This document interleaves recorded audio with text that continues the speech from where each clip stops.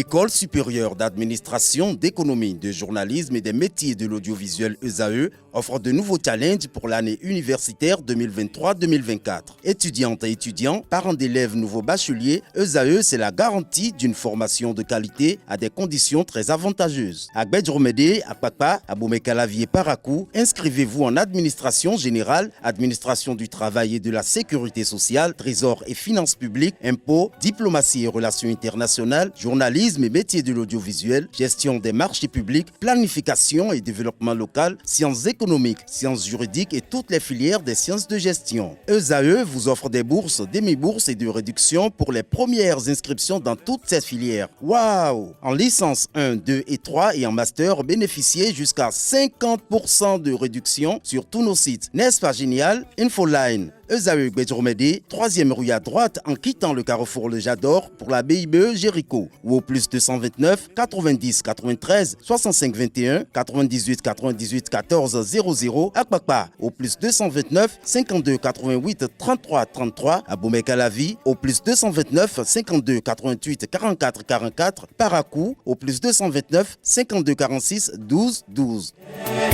ESAE, l'excellence à un nom.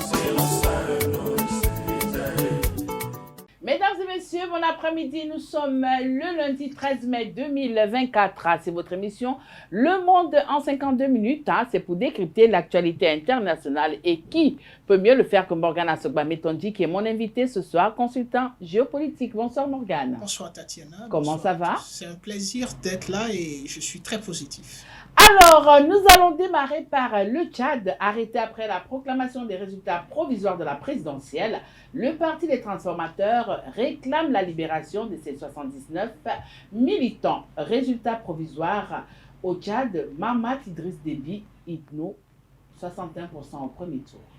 Oui, je pense qu'il y a beaucoup de choses à transformer. Donc, le Parti des transformateurs a du boulot. C'est une situation qui... techniquement était prévisible, même si on a tendance à croire que le Tchad avait décidé de tourner la page des conflits, de tourner la page des contestations et de se lancer dans un processus démocratique suffisamment acceptable aussi bien dans la forme que dans le fond. Ici, on se rend compte que dans le fond, on est très loin du compte, même si dans la forme, tout s'est bien passé. Il y a eu des élections, il y a oui, pas mais eu... ça dépend quand même de la forme aussi, parce que, bon, oui, continue. Il y a eu des candidats. Il y a eu un candidat de l'opposition assez... certains estiment que c'était un match amical, vous savez, match amical pour ce genre de résultats et de contestations, je pense que certainement, il y a un qui s'est fait plus ou moins tromper.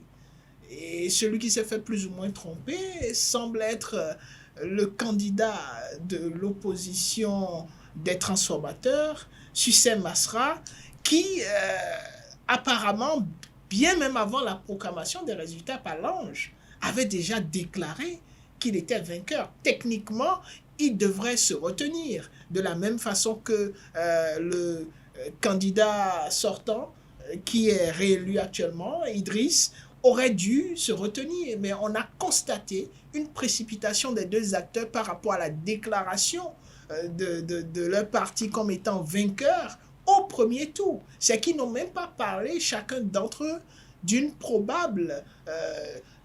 d'un probable déplacement vers un second tour pour de meilleures échéances, mais chacun se réclamait avoir être élu au premier tour. Et ça pose un problème. Alors justement, on a vu le Premier ministre Sucem Masra qui a revendiqué sa victoire juste au lendemain de ce scrutin. Nous avons déjà assisté à ce genre de scénario du côté de certains pays africains. C'est quoi cette nouvelle tactique des politiciens africains? Alors, la tactique n'est pas aussi nouvelle que cela, même s'il y a des exceptions de part et d'autre. C'est une tactique qui montre quand même qu'il y a un problème non seulement de gestion des campagnes, mais un problème de responsabilité. Et cela remet aussi en cause le processus démocratique en lui-même. Vous savez, si on est dans un pays où les acteurs politiques battent campagne comme il le faut, sont convaincus de leur présence au niveau de chaque poste électoral, sont convaincus de la fiabilité des institutions en charge du processus des élections, ils n'ont aucunement raison à se précipiter et à se déclarer vainqueurs. Parce que la culture démocratique impose qu'on attende que l'institution habilitée à proclamer les résultats le fasse. Et dans le cas d'espèce, c'est bel et bien l'ange. Ils se sont mis dans cette précipitation parce qu'ils ne font pas confiance techniquement aux autorités compétentes et surtout qu'ils ne sont pas convaincus de l'issue des résultats. Et ça pose un problème de plusieurs paramètres. Oui, mais il n'était pas sûr de l'ange, de l'organisation des élections au Tchad, mais ils se sont quand même portés candidats pour cette présidentielle. Oui, on y va, mais avec des pincements au cœur, on veut comprendre. Dans tout système démocratique, on va aux élections pas parce qu'on est forcément convaincu de l'efficacité des institutions, mais parce qu'on est outillé et suffisamment outillé pour se rassurer que les institutions fassent le travail. C'est partout, hein. C'est pour cela qu'on insiste souvent que au niveau de chaque bureau de vote, que chaque parti puisse être représenté à ces bureaux de vote et qu'ils puissent même, selon leurs moyens, dépêcher des équipes pour pouvoir relayer en temps réel les différents résultats lors des dépouillements. Donc c'est un processus, on est dans la dynamique, la confiance n'exclut pas la méfiance. Le contrôle. Donc c'est un peu ce qui explique tout cet arsenal qui va avec. Mais ici, il s'agit d'une problématique beaucoup plus critique, dans le sens où la fiabilité, ce n'est pas par rapport à la procédure, mais c'est par rapport à la crédibilité de l'indépendance de ces institutions. Parce que ça ne sert à rien de déclarer qu'on est vainqueur. Tout ce qu'il faut faire, c'est veiller à ce que les équipes qui vous représentent se rassurent que le respect du processus existe et que le décompte est fait dans les règles de l'art. Alors, dites-nous un peu comment est-ce que, en tant que consultant en géopolitique, vous avez analysé ces stratégies de succès Masra et ensuite, est-ce que ce scénario était prévisible? Alors, le scénario d'un succès Masra qui se déclare vainqueur et qui remet en cause l'issue des résultats n'était pas aussi prévisible que cela. Parce que il a fait partie de cette équipe qui était techniquement en charge de l'organisation de ces élections. C'est vrai, on nous dira que ce n'est pas le gouvernement qui organise les élections, mais le processus fait que c'est le système de leadership en place qui garantit la conduite des élections crédibles, transparentes et inclusives. Sur le plan inclusif, on peut admettre que ces élections... Elles ont été inclusives, ça, il n'y a rien à dire. Tous les candidats, rien que pour ça, on peut tirer chapeau au Tchad. Exactement. Pour le caractère transparent. C'est là où tout est remis en cause parce que deux partis qui devraient normalement donner l'exemple de la crédibilité et de la confiance qu'ils font aux institutions, deux partis politiques qui ont contribué à la gestion de ces élections décident de déclarer leur succès ou leur capacité à être vainqueurs sans tenir compte dans le fond de ce que l'ANJA a dit. Et voilà que l'ANJA a parlé. Il y a des recours qui sont en cours. Maintenant, à l'issue de ces recours qui sont pratiquement prévisibles, parce que le recours ne va faire que confirmer que Idriss est vainqueur, on se demande quel sera le comportement de Masra et des transformateurs. Alors, est-ce que cette situation pourra conduire à nouveau le Tchad dans un certain chaos? Tout dépendra du comportement et du mot d'ordre du leader des transformateurs. Encore que Dieu seul sait si ce mot d'ordre sera suivi, s'il va dans le sens de descendre dans les rues et de manifester contre le pouvoir en place. On ne sait pas si ce mot d'ordre sera suivi, même si la capacité d'influence, le capital politique de Succès Masra continue d'exister. Donc, si il déclare et invite les partisans des transformateurs à descendre dans les rues, il y a une forte probabilité qu'on se retrouve encore dans des remue-ménages qui vont déstabiliser la paix politique du pays. Mais si d'aventure, il prenait l'option nous allons laisser passer, nous allons observer. Certes, on aura un système de leadership, mais ce système risque d'avoir du mal dans sa gestion. Alors aujourd'hui, la question c'est de savoir, ils ont réclamé la libération des 79 militants du parti. Est-ce que le parti de Succès Masra aura gain de cause? Il y a des conditions qui vont certainement suivre cette possibilité d'avoir gain de cause. La première étant le respect des décisions qui seront prises par les autorités compétentes. Si ces décisions sont respectées, il y a de fortes chances qu'on puisse simplement libérer ces personnes qui ont été arrêtées. Maintenant, est-ce que cette libération ou même le fait qu'on ait assisté à ces arrestations ne va pas apporter du venin déjà à la situation assez délicate qu'on est en train d'observer? C'est une forte probabilité parce que ce qui complique une situation d'absence de confiance politique, c'est bel et bien la violation des droits humains, c'est bel et bien les emprisonnements et c'est bel et bien l'utilisation plus ou moins non appropriée des forces de l'ordre. Et on est en train de se retrouver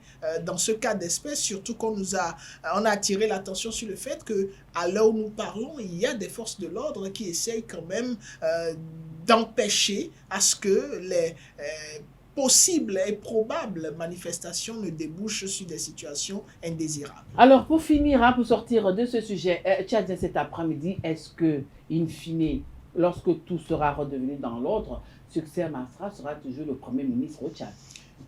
Alors, ce serait la situation qui va totalement enlever toute sa crédibilité à Succès Masra.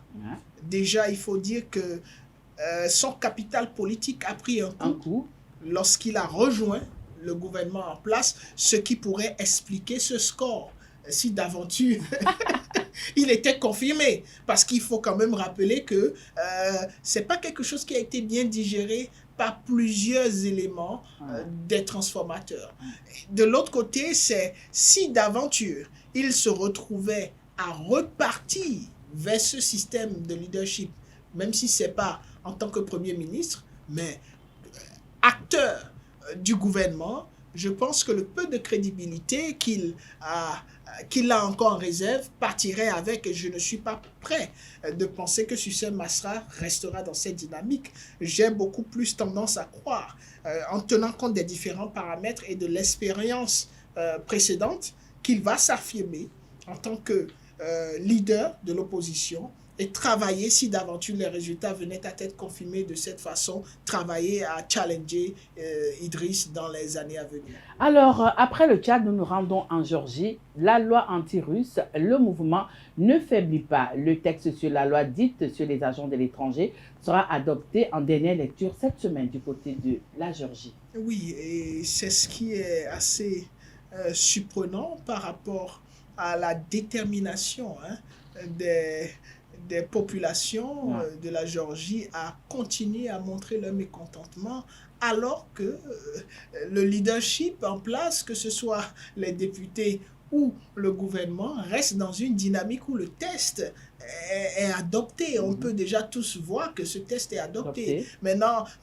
une chose est d'adopter un test, une autre est de mettre en œuvre ce test. Voilà qu'on est face à une population qui semble être totalement en déphasage avec ce test qui veut lui être appliqué. Alors pourquoi est-ce que les populations de la Géorgie ont baptisé ce texte loi russe?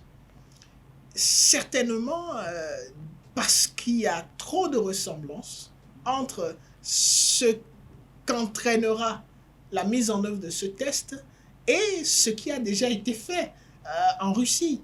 On sait aussi qu'il y a cette connotation de se détacher totalement de tout ce qui peut nous rappeler la Russie. La mère patrie. Exactement, si on peut le dire ainsi, mais surtout en tenant compte de la dynamique russe qui a visé à enclencher des hostilités entre-temps avec la Géorgie et qui n'a pas été très bien digéré par les populations qui ont l'impression que les leaders ont perdu leur mémoire en voulant faire quasiment comme c'est fait en Russie. Alors, on se rappelle quand même que lorsqu'il y avait cette grande patrie dénommée URSS, la Géorgie et l'Ukraine étaient quand même les enfants choyés. Alors aujourd'hui, nous savons que du côté de l'Ukraine, la Russie, a un peu perdu la face. Aujourd'hui, est-ce que la Russie est également prête à perdre la face du côté de la Géorgie, parce que de ce côté, ça ne démord pas? Oui, perdre la face, c'est pas le mot le plus approprié. Vous savez, lorsqu'on évolue dans une dynamique de leadership, il y a le contexte qui impose un certain nombre de comportements. Aujourd'hui, même si la Russie continue de maintenir son ascendance par rapport à ce qui est considéré comme conflit entre la Russie et l'Ukraine, il y a beaucoup de choses qui coûtent très cher à la Russie. Déjà, le death tolls, le nombre de morts auxquels on assiste, le nombre de Russes qui sont partis, la question de l'économie, même si on dit qu'il y a une résilience de l'économie russe, ça joue un jeu, et surtout la question stratégique. Donc, dans une stratégie de développement durable, ce serait dommage pour la Russie de vouloir continuer à faire comme elle a toujours fait. Et dans cette dynamique, on ne parlera pas de perdre la face, mais on parlera beaucoup plus de remise en cause de la façon de procéder, revue des différentes stratégies pour pouvoir rester dans la dynamique qui est en train de se préparer, parce que d'ici là, qu'on le veuille ou non, la Russie aura besoin d'un ensemble de ces États qui se retrouvent toujours en Europe. Donc, il y a des comportements que la Russie doit adopter pour laisser une porte ouverte à toute possibilité d'entente, que ce soit proche ou lointain. Mais c'est nécessaire pour la Russie de revoir sa copie, et je pense que dans la pratique, la Russie est en train de revoir sa copie. Alors, lors de la grande manifestation du 11 mai, les populations géorgiennes scandaient, je cite, « Et où va-t-on? Vers l'Europe ». Alors, est-ce à dire que contre vents et marées, les Géorgiens sont prêts à adhérer à l'Union européenne? Contre vents et marées, c'est difficile à dire. Mais il y a une chose qui est claire, la population est déterminée à rejoindre l'Europe. Pourquoi? Parce que les dernières années ont montré qu'il y avait beaucoup plus d'hostilité que d'opportunités de l'autre côté de la Russie. La Russie continue de rester un acteur majeur de cette zone de l'Europe. Donc, la détermination à vouloir aller vers l'Europe, c'est surtout pour des questions de sécurité et pour des questions de valeur par rapport au processus de développement. Maintenant, dans la pratique, si demain ces questions de valeur et d'opportunités économiques venaient à changer, ou si le leadership en Géorgie venait à changer, c'est fort possible que la Géorgie revoie sa copie, quand bien même les peuples resteront dans la dynamique de vouloir rejoindre l'Europe. Les décisions, malheureusement, ne se prennent pas toujours par le peuple, dans le cas d'espèce. Oui, mais aujourd'hui, Morgane, moi je suis tentée de vous poser la question de savoir, aujourd'hui, lorsqu'on scrute un peu le paysage politique géorgien, lorsqu'on regarde un peu les différentes actions que mènent les populations géorgiennes, la question que moi je vais vous poser, c'est de savoir, est-ce qu'aujourd'hui, les Géorgiens se sentent plus européens que russophones? La réponse est évidente. La réponse se trouve au niveau de tout ce qui est scandé par la population. Ouais. La réponse se trouve au niveau de l'intensité. Les populations peuvent également être manipulées, hein?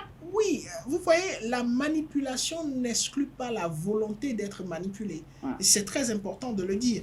Ici, tout le contexte est favorable pour la manipulation que vous êtes en train de décrire. Maintenant, est-ce une manipulation négative ou une manipulation destructive? Ce n'est que le temps qui nous le dira. Parce que vous le vouliez ou non aujourd'hui, cette population est obnubilée par tout ce qui vient de l'Europe.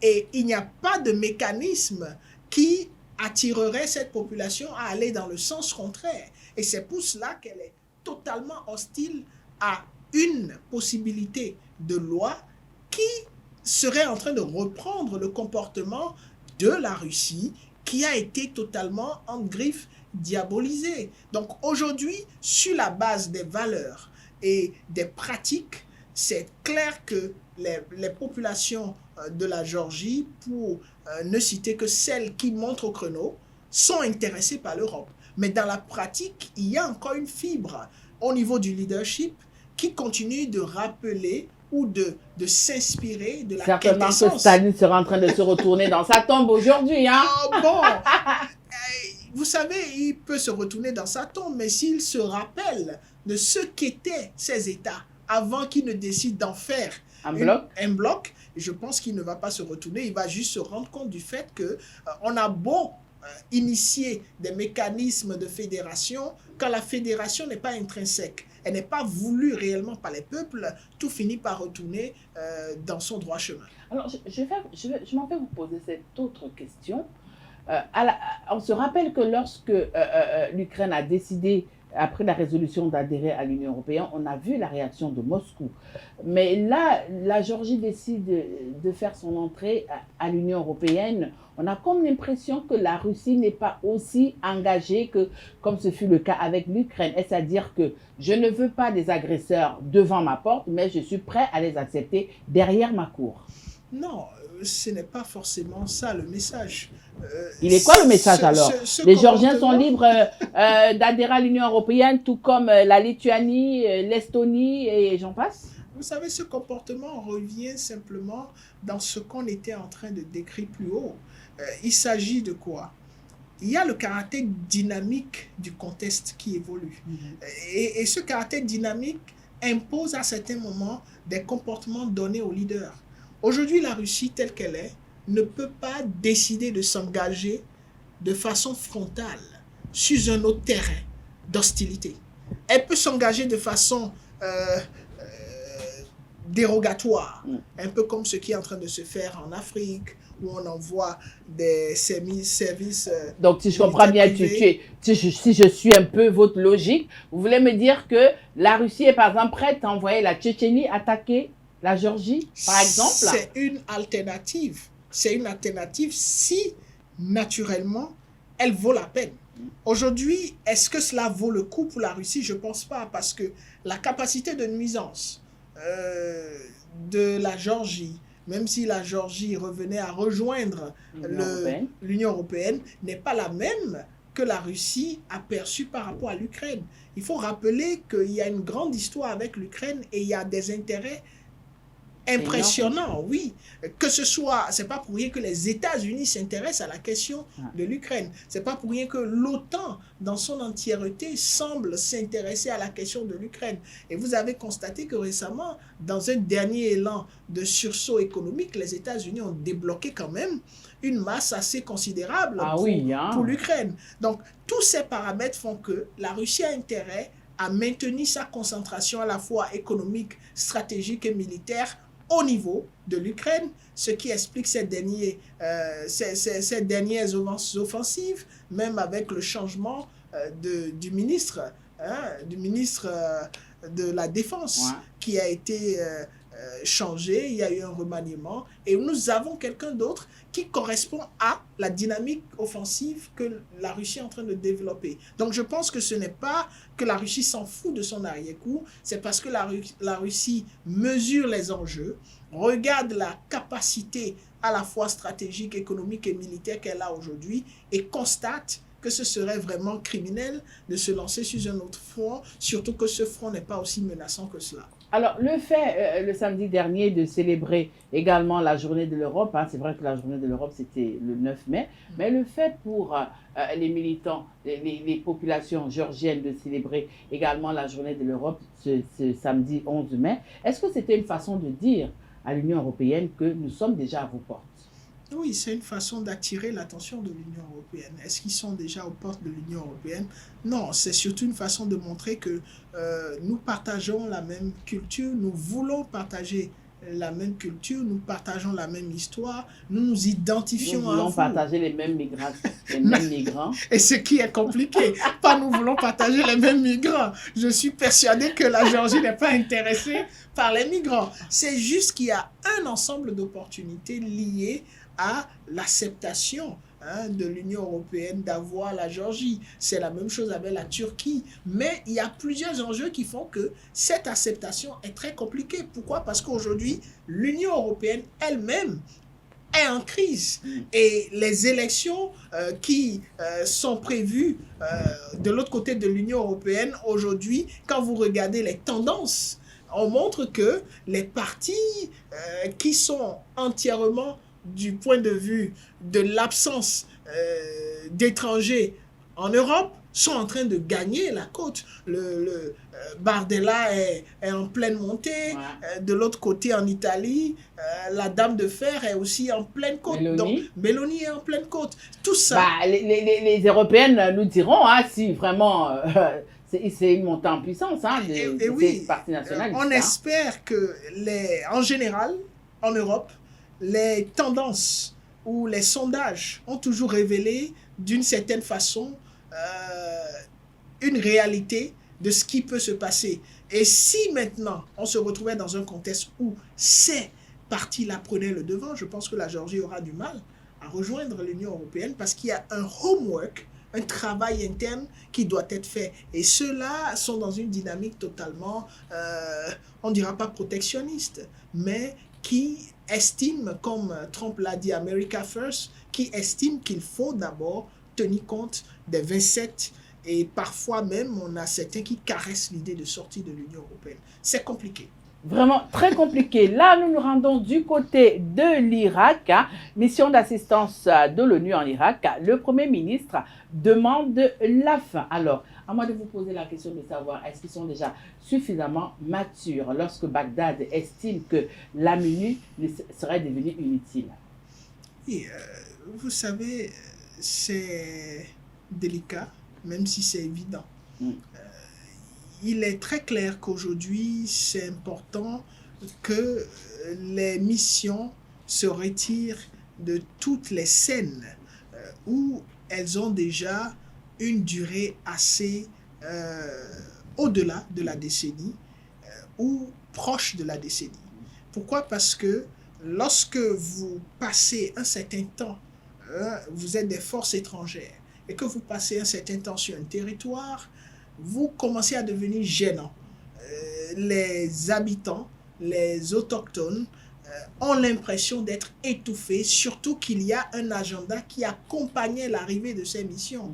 Et quand vous regardez l'agenda et vous regardez les résultats, on est très loin des résultats qui avaient été promis. Donc l'idée de mettre fin à ces missions est une idée constructive. Maintenant, la question qu'on peut se poser, ou on est en droit de se poser, si on met fin à ces missions et qu'il y a un déplacement de la présence des forces étrangères, des institutions étrangères, qu'adviendra-t-il du processus de leadership et surtout des populations civiles? Puisque en dehors des paramètres stratégiques, il y a ce paramètre de construction sociétale, ce paramètre d'assistance à la mobilisation de la vie ou à l'animation de la vie des civils qui est à tenir, dont on doit tenir conséquence. Donc, dans ce cas d'espèce, il y a un problème par rapport à ce paramètre-là. Alors, moi, je vous pose la question, en décidant d'adresser une telle demande au niveau des Nations Unies, est-ce que le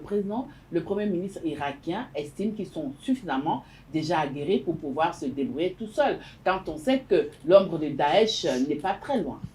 Oui, c'est une décision qui est prise sur la base certainement d'un diagnostic profond. Un diagnostic profond que ce leader est le seul à pouvoir confirmer la véracité ou pas. Mais cette véracité s'observera d'ici quelques années si d'aventure la mission des Nations Unies venait à quitter le terrain. Il est important que cette mission parte. C'est vrai que oui, il est important. Il est important. Pourquoi? Parce que le principe de l'arrivée... Donc, pour vous, elle serait devenue inutile? C'est pas inutile. Ici, il ne s'agit pas de déterminer l'utilité de la mission, mais il s'agit de déterminer la volonté de ceux qui sont censés être bénéficiaires de la mission à vouloir maintenir la mission présente. Et c'est ça le caractère complexe de la présence des missions étrangères sur certains territoires. La mission s'installe lorsqu'elle est voulue. Et pour son installation, soit c'est une installation qui est cautionnée par la volonté expresse des autorités, ou par ce qu'on appelle le responsibility to protect. On se rend compte que le peuple est martyrisé, torturé, et qu'il est nécessaire d'aller porter assistance à ce peuple. Cette mission est là depuis, comme je l'ai dit, une décennie, voire plus.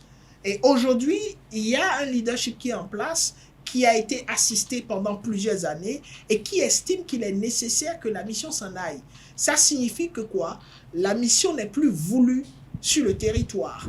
Et il n'y a techniquement pas de situation de responsibility to protect qui pourrait justifier la nécessité de maintenir la mission.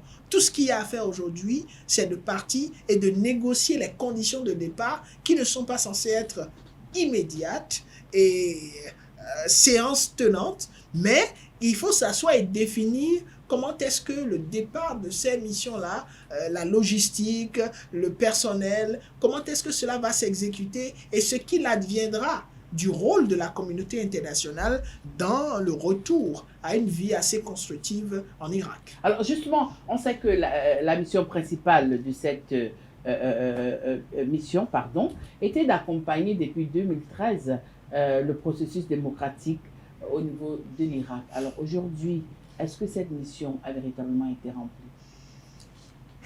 Pour savoir si la mission a été remplie, il faut comprendre combien de processus démocratiques ont été effectifs.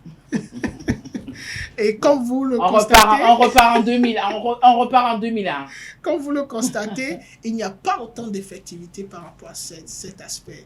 Et quand vous voulez regarder l'autre côté de la question, c'est la sécurité. Vous avez parlé tout à l'heure de l'ombre du Daesh, mais vous constatez avec moi que la mission de ce détachement de la communauté internationale n'était pas de mettre fin au Daesh, mais simplement de reconstruire le processus démocratique. On appelle ça parfois le peace building ou bien le peace streaming, construction. Et ça, c'est quelque chose qui fait défaut aujourd'hui dans le caractère effectif. C'est vrai, il y a eu beaucoup de choses qui ont été apportées. Il y a eu un soutien très important de la communauté internationale. Il y a eu des fonds qui ont été mobilisés et il y a de belles choses qui ont été obtenues. C'est ce qui explique aujourd'hui même le fait qu'on ait ce leadership en place qui a la volonté de voir cette mission partir. Mais ce n'est qu'après le départ de cette mission qu'on pourra réellement apprécier l'impact de sa présence. On a vu de l'autre côté des talibans. Lorsque les États-Unis sont partis, on s'est rendu compte qu'on n'a pas eu réellement d'avancée pendant toutes ces années parce que tout est reparti. C'est comme si on faisait exactement. On est reparti à une époque pas possible alors qu'on avait l'impression d'avoir quitté un certain nombre de pratiques. Donc, après le départ de cette mission, on pourra dire si effectivement elle a atteint son objectif ou pas. Mais dans la pratique, dans les observations, elle est loin du compte. Oui, mais aujourd'hui, on sait quand même que depuis quasiment 2 ans, l'Irak connaît quand même une certaine stabilité, même si c'est une stabilité très fébrile. Mais aujourd'hui, avec le vent qui souffle dans cette partie du monde-là, est-ce que cette stabilité n'est pas éphémère? Il est important de dire que même sans ce vent, le caractère durable de cette stabilité était déjà à remettre en cause. Pourquoi? Parce que avoir une stabilité signifie qu'on a une implication des acteurs locaux pratiquement à tous les niveaux et qu'on a une économie suffisamment forte pour permettre au pays que la redistribution des richesses soit faite de façon convenable et que le peuple ne conduise pas, ne soit pas à la portée de l'instrumentalisation d'un acteur quel qu'il soit, que ce soit des acteurs politiques, que ce soit des acteurs menaçant la sécurité, je parle des groupes armés, ou tout autre acteur de la scène internationale aujourd'hui. Et ça, c'est quelque chose qui manque aujourd'hui en Irak. On ne peut pas dire aujourd'hui que l'économie de l'Irak est suffisamment stable pour continuer à fonctionner sans l'apport de la communauté internationale qui utilise le biais de cette mission pour continuer à apporter financièrement un grand paquet à l'Irak.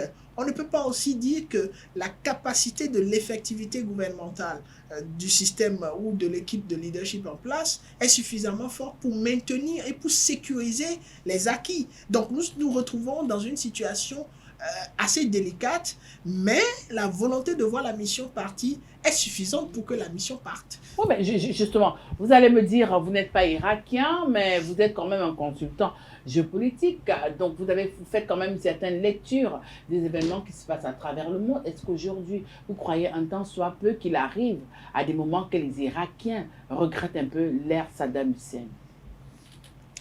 Il faut dire qu'à l'ère Saddam Hussein, certes, on pourra parler des défaillances de redistribution des richesses, mais l'économie de l'Irak avait une sorte de stabilité. L'effectivité du pouvoir politique était assez matérialistique. Saddam Hussein dirigeait l'Irak. On ne peut pas le contester. Il ne gouvernait pas. Il dirigeait. Il dirigeait. Vous savez, gouverner, c'est difficile à... Gouverner, c'est prévoir, mais lui, il ne prévoyait pas. Il dirigeait.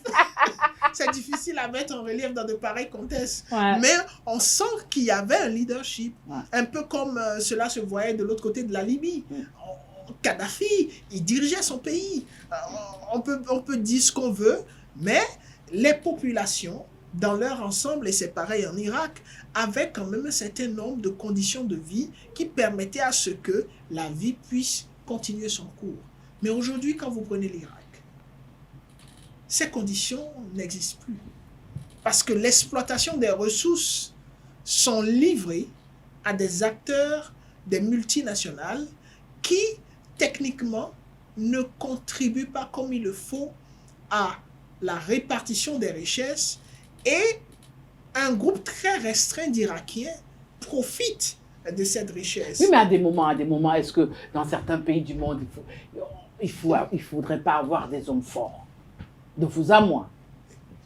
Le président Obama, il a dit qu'on a besoin des textes forts, mais pas des hommes forts. Mais à des moments donnés, est-ce que...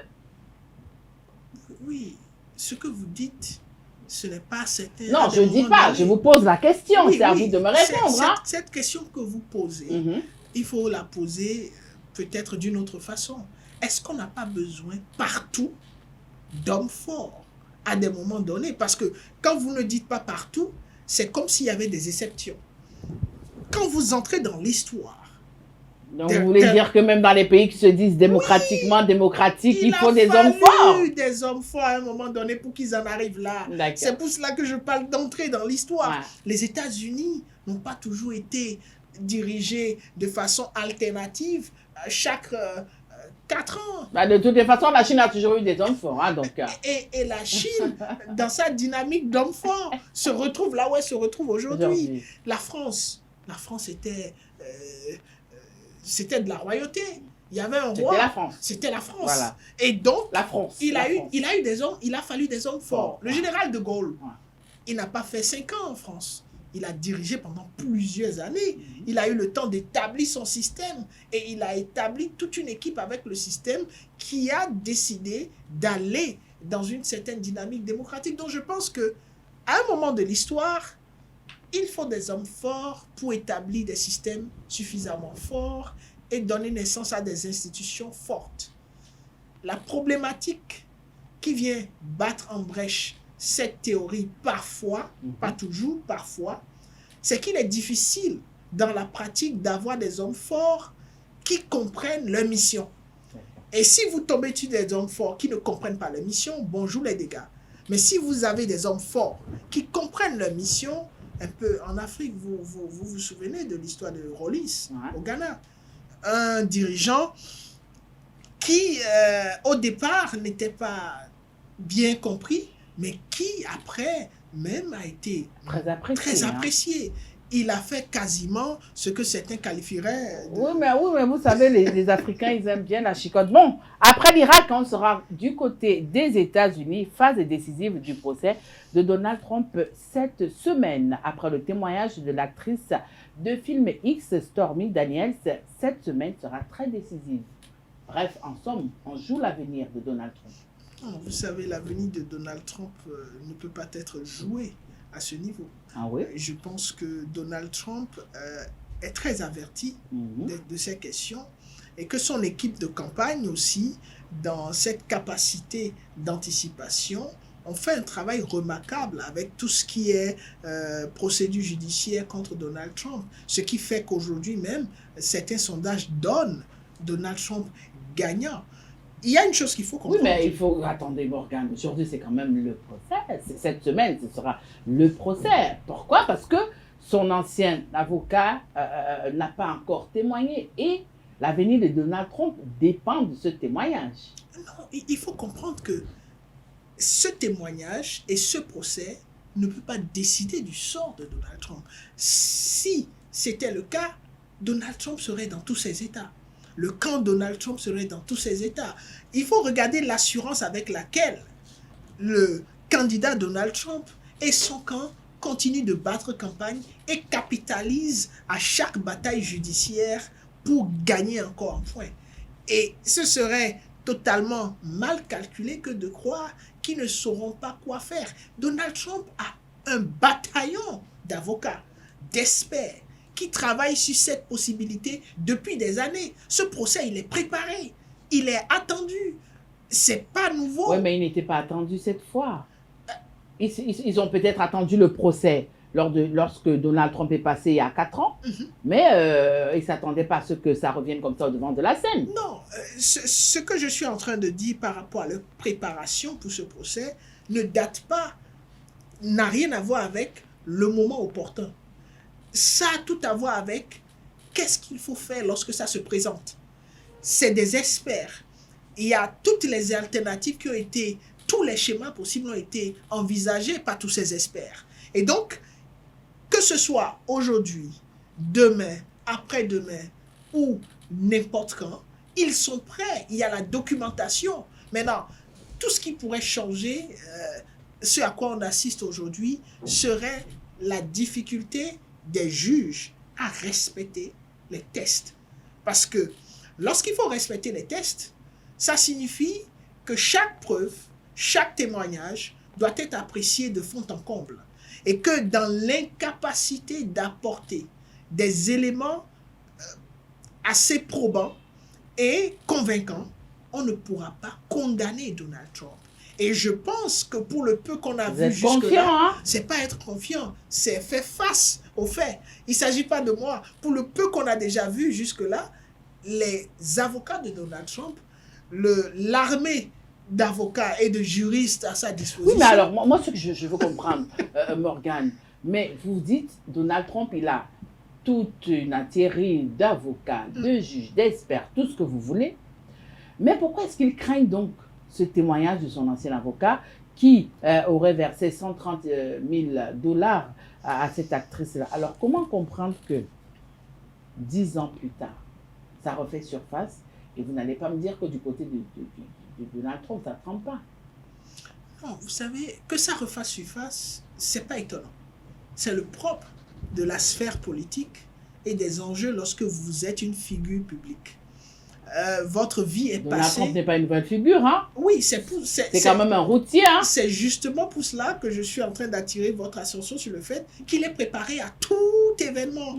Parce que il est conscient de sa vie et il a cette artillerie de juristes pour l'aider dans son processus. Et ce qui est impressionnant, c'est qu'il n'y a pas que les juristes. Il y a une partie du peuple américain qui est derrière Donald Trump et qui n'est pas sans savoir ses déboires avec la justice, qui connaît la personnalité de Donald Trump et qui s'identifie à cette personnalité. Ce n'est pas pour soutenir Donald Trump, mais c'est pour tenir compte des réalités du terrain qui font qu'aujourd'hui, même une condamnation de Donald Trump aurait du mal à passer. Oui, mais est-ce que ce procès pourrait conduire Donald Trump en prison?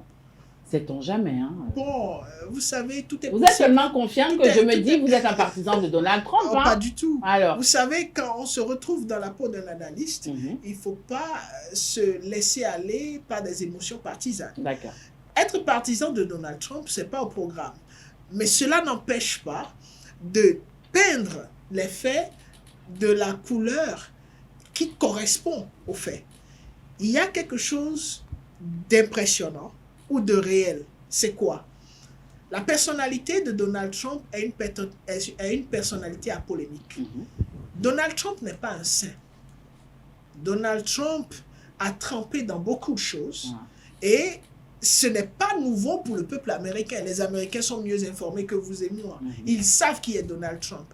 Mais ce qui est remarquable, c'est que malgré cette personnalité de Donald Trump qui est connue pratiquement de tous, il arrive à incarner une partie considérable de la population américaine qui est prête à tout faire pour qu'il évolue dans sa campagne. Et de l'autre côté, aujourd'hui, au niveau des démocrates, si Donald Trump échappe à ce processus judiciaire, et c'est ça, s'il échappe à ce processus judiciaire, les carottes sont pratiquement cuites. Pourquoi pratiquement? Pratiquement parce que nous sommes dans une dynamique Biden a encore un peu de chance, démocratique. D'accord. Bon, il a une équipe. Vous savez, si la campagne ne tenait qu'à Biden, les carottes seraient cuites depuis très longtemps. Mais derrière Biden, vous avez tout un système d'acteurs, toute une machine qui sont prêts à faire beaucoup pour que les démocrates restent maintenus à la tête des États-Unis. Et donc, cette procédure judiciaire, si elle n'arrête pas Donald Trump, va propulser Donald Trump de façon très forte. Et c'est cela que craignent les démocrates. Alors, le dernier pays à décrypter cet après-midi, c'est l'Inde. Campagne électorale, l'opposition fait face aux attaques islamophobes du parti au pouvoir. Alors, démarré depuis quelques semaines, les élections et la campagne se poursuivent du côté de l'Inde. L'Inde est souvent qualifiée d'être l'une des plus grandes démocraties. Une déclaration qui est parfois remise en cause par un certain nombre d'analystes qui disent oui, il y a beaucoup de gens en Inde, il y a une population très forte. Énorme. Oui, mais ça ne signifie pas que le processus démocratique est incarné de la meilleure façon dans ce pays. Et nous avons eu à assister ces derniers temps à plusieurs éléments, comme le financement des partis politiques qui a été remis en cause. Et cette question d'islamophobie n'est pas nouvelle, surtout qu'on sait que l'une des crises qui ont le plus marqué l'Inde avec je pense, Pakistan, si j'ai une bonne mémoire, c'est une question qui a trait à la religion. Une question qui a trait à la religion. Au niveau du Cachemire. Au niveau du Cachemire, merci. Au niveau du Cachemire, une question qui a trait à la religion. Et cette question, jusqu'à aujourd'hui, n'est pas encore digérée puisque les clivages religieux continuent d'être une problématique conflictuelle en matière d'animation de la vie sociale et même politique. Donc ce clivage-là est en train de se matérialiser et de s'exprimer maintenant dans cette campagne avec ces élans islamophobistes. Alors on sait que le parti au pouvoir, le parti du Premier ministre, est le parti favori de ces élections. Mais alors pourquoi comprendre que lorsqu'il y a eu le problème du financement des partis politiques, c'est le seul parti qui s'est senti visé? Oui, parce que c'est le parti le plus financé, c'est-à-dire le parti qui a le plus de moyens et qui, dans la pratique, utilise suffisamment son moyen lorsqu'il faut battre campagne. Ce parti s'est senti visé parce que le système précédent permettait à ce parti d'avoir beaucoup plus de financement qu'actuellement. Vous savez, il est important de savoir que la traçabilité de l'argent peut handicaper le processus électoral et même décrédibiliser le leader qui serait issu d'un processus électoral avec un financement qui ne tient pas compte des tests. On a vu ce qui s'est passé plus tard avec Sarkozy où c'est des années plus tard qu'on s'est rendu compte que sa campagne a été financée de façon non appropriée et il a été devant les tribunaux pour cet aspect. Donc, dans tout État démocratique où le droit est respecté, il est tout à fait normal que lorsqu'on a des liens par rapport au financement d'un parti qui semble s'éloigner de ce qui est prescrit par les tests, il faut s'inquiéter. Et ce parti serait impliqué dans un ensemble de situations qui méritent réflexion. Alors, vous êtes favori, mais comment comprendre que vous avez besoin d'utiliser des propos islamophobes vis-à-vis de l'opposition? Est-ce à dire que le parti au pouvoir, c'est-à-dire le parti du BJP, a certaines craintes, pourrait éventuellement perdre cette majorité, cette assise? Pas forcément. Vous savez, il faut parler le langage du peuple auquel on a affaire. Mm. Et vous savez, tout à l'heure, il a été démontré, je l'ai dit, qu'il y a une problématique identitaire intrinsèque qui est un nid conflictuel dans ce pays. Vous avez évoqué la question du Cachemire. Mais ça ne s'arrête pas au Cachemire parce que le Cachemire n'est pas parti avec tous les musulmans. Il y a encore des musulmans qui vivent en Inde. Et il y a encore des petits conflits qui sont dans la communauté indienne. Donc, les leaders en campagne sont obligés d'écouter le besoin de leur population, d'identifier les questions qui semblent être cruciales pour ces populations et de capitaliser dans l'utilisation de ces expressions. On l'a vu aussi en France, rappelez-vous, où il a fallu capitaliser sur les questions d'immigration, sur les questions d'islam, sur les questions de port du voile et tout ce qui va avec. Pourquoi? Parce qu'on s'est rendu compte en France que ces questions-là préoccupaient les Français d'une certaine catégorie et étaient facilement liées à la question de la sécurité. Et en Inde, on se retrouve pratiquement dans le même cas où ces questions identitaires constituent des enjeux majeurs de discussion entre les différents citoyens et peut-être les acteurs politiques ont compris cela et sont en train de l'exploiter. Alors pour finir, comment comprendre? Nous sommes en pleine campagne, c'est là où on libère l'opposant. C'est quoi cette stratégie? Oui, c'est pour permettre aux partis en place de gagner dans l'élégance. Vous savez, c'est ce Ou alors de parler d'inclusion, des élections inclusives. C'est pour cela que je parle d'élégance. Parce que s'ils allaient aux élections et gagnaient sans avoir libéré ses opposants, on pourrait se permettre de dire, ben, écoutez, il n'y a pas d'inclusivité, il y a eu musulmans et même vous avez fait des prisonniers. Qui allait oser le dire? Mais écoutez, même si on ne le dit pas officieusement, et ça handicape le leadership, ça handicape l'effectivité du leadership. On a vu le même scénario au Sénégal. Et vous avez vu ce qui s'est passé parce que la dynamique au Sénégal est peut-être différente de la dynamique en Inde. Et l'Inde ne souhaite pas se retrouver dans ce cas de figure. Parce que lorsque vous maintenez l'opposition derrière les barreaux pendant longtemps, vous êtes en train d'attirer l'attention sur cette opposition. Et cette opposition qui se libère, c'est une opposition qui peut renverser facilement la vapeur. Donc c'est dans l'intérêt des acteurs politiques en place dans le leadership de tendre la main avant que la situation ne se retourne contre eux. C'est ce qui a été compris en Inde et c'est ce qui a été fait pour gagner dans l'élégance. Voilà, chers amis internautes, chers téléspectateurs, nous sommes arrivés à la fin de notre émission Le Monde en 52 minutes de ce lundi. Nous sommes allés au Tchad, en Géorgie, en Irak, aux États-Unis et nous avons clôturé par l'Inde où notre invité a estimé que les élections en Inde, surtout avec la libération de l'opposant, c'est une façon de faire des élections dans l'élégance. Et dans l'élégance également que je vous quitte. Retrouvons-nous le lundi prochain pour décrypter d'autres actualités. D'ici à là, prenez soin de vous, mais restez toujours câblés. EZAE Télévision, la télévision de l'excellence.